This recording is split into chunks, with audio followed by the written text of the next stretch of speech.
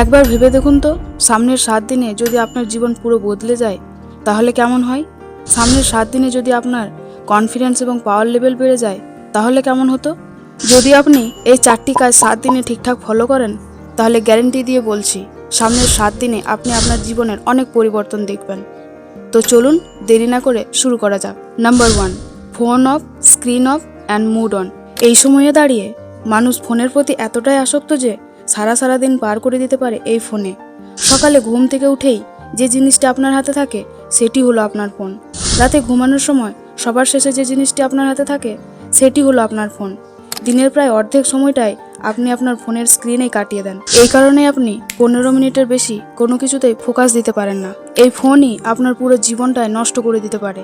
আপনার ঘুম হচ্ছে না, মাথা ব্যথা, ঘাড়ে ব্যথা আর সময় সময় লো এনার্জি এবং লেজি ফিল করা, এই সব কিছুর মূল কারণই হলো এই স্ক্রিন, মানে আপনার হাতে থাকা ফোন। তো আজ থেকে ঠিক 7 দিন আপনি আপনার ফোনটিকে বন্ধ করুন, স্ক্রিন অফ করুন। তারপর দেখুন কিভাবে আপনার সব কাজ হয়ে যাবে। আপনার ফোকাস, কনফিডেন্স এগুলি বেড়ে যাবে। আপনার মেন্টাল হেলথ, ফিজিক্যাল হেলথ, আপনার ঘুমের কোয়ালিটি ঠিক হতে থাকবে। আপনার মুডও ভালো থাকবে। Number 2, practice your time management skill. আমরা অনেকে ভাবি আমার এখন সময় খারাপ যাচ্ছে। আসলে আপনার সময় খারাপ যাচ্ছে না, বরং আপনি আপনার সময়কে খারাপভাবে পরিচালনা করছেন। কারণ সময় সবার জন্য একই। যদি কোনো স্টুডেন্ট সময়ে সিলেবাস শেষ করতে না পারে তাহলে সে ফেল হয়। একজন ব্যক্তি তার ফ্যামিলিকে সময় না দেন তাহলে কেউ তাকে সম্মান দেবে না। আপনার কাছে চয়েস আছে, আপনি কি করতে চান। আপনি কি সেটা করেন যেটা করা আপনার প্রয়োজন এবং সঠিক, নাকি সেটা করেন যেটা করে আপনি সাময়িক আনন্দ পান? এই দুইয়ের মধ্যে অনেক পার্থক্য রয়েছে। একটি আপনার জীবন গড়ে দিতে পারে আর অপরটি আপনার জীবন ধ্বংস করে দিতে পারে। এই জন্য সামনের 7 দিন আপনি আপনার মনের কথা নয়, মস্তিষ্কের কথা শুনুন। সব কিছুর জন্য একটা ফিক্স টাইম করুন। আপনি কখন পড়বেন, আপনি কখন কাজ করবেন, আপনি কখন ঘুমাবেন, কখন উঠবেন। আপনি নিজের জন্য 24 ঘন্টার জন্য রুটিন তৈরি করুন। আপনার হাতে আপনার সময়কে নিয়ন্ত্রণ করুন। আপনার যেই কাজটা যখন করা উচিত সেটি তখনই করুন।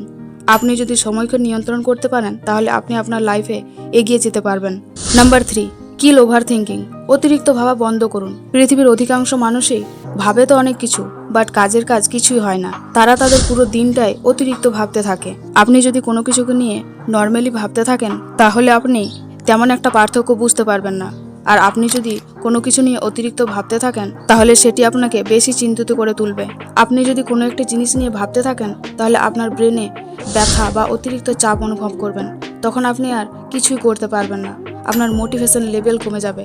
আপনি যদি নিজেকে বদলাতে চান তাহলে এই ওভার থিঙ্কিং অভ্যেসটা বন্ধ করতে হবে। তা না হলে এই ওভার থিঙ্কিং আপনাকে ধ্বংস করে দেবে। আপনি যেই কাজ করছেন সেই কাজে ফোকাস দেন। আপনি যত বেশি কাজে ব্যস্ত থাকবেন আপনার ওভার থিঙ্কিং লেভেল নিজেই কমে যাবে। নিজেকে এতটাই ব্যস্ত রাখুন যে কোনো কিছু নিয়ে অতিরিক্ত ভাবার সুযোগই দেবেন না। আপনি যত ভাবার ভেবে নিয়েছেন। একটা কথা মনে রাখবেন, চিন্তা ভাবনা করে বা অতিরিক্ত চিন্তা করে কাজের কাজ কিছুই হয় না। চিন্তা ভাবনা করে কোনো কিছুই বদলানো যাবে না, তাই ভাবা বন্ধ করুন। Number 4, become thoughtless. একটি লাস্ট জিনিস যেটি আপনাকে করতে হবে সেটা হলো মাইন্ডফুলনেস। সত্যি বলতে কি, আপনি যদি এই 7 দিন বাকি রুলসের সাথে এটিকে ফলো করেন তাহলে নিজেই আপনার পরিবর্তন অনুভব করবেন। এই মাইন্ডফুলনেস ওভারথিঙ্কিংয়ের পার্মানেন্ট ওষুধ। আপনি যদি 7 দিন এটা ফলো করতে পারেন তাহলে আপনি মেন্টালি এতটাই শক্তিশালী অনুভব করবেন যে আপনার কাছে কোনো কিছুই কঠিন লাগবে না। এটা কোনো মন গড়া কথা নয়। যারা 8 সপ্তাহের বেশি মাইন্ডফুলনেস কোর্স নিয়েছে, যেখানে তারা টানা মেডিটেশন করত, পরে তারা জানতে পারে তাদের ব্রেনের গ্রে ম্যাটারের পরিমাণ বেড়ে গেছে, যেটা আমাদের এমপ্যাথি আর সেলফ অ্যাওয়ারনেসের জন্য রেসপন্সিবল হয়ে থাকে। সেই সাথে আমাদের ব্রেনের যে এরিয়া স্ট্রেস এবং নেগেটিভিটির জন্য রেসপন্সিবল হয়ে থাকে সেটার আকারও কমে যায়। এতটাই পাওয়ারফুল হয় এই মাইন্ডফুলনেস, তাই এটিকে অবশ্যই প্র্যাকটিস করবেন। সত্যি বলতে খুবই শান্তি অনুভব করবেন আর জীবনে যা কিছু চান আস্তে আস্তে সবই পাবেন। তো বন্ধুরা, আজকের এই চ্যালেঞ্জটি কারা কারা গ্রহণ করছেন তারা অবশ্যই কমেন্ট করে যাবেন। আর আজকের ভিডিওটা এই পর্যন্তই। যদি ভালো লাগে তাহলে বন্ধুদের সাথে শেয়ার করবেন। আপনারা ভালো থাকবেন, সুস্থ থাকবেন। ধন্যবাদ।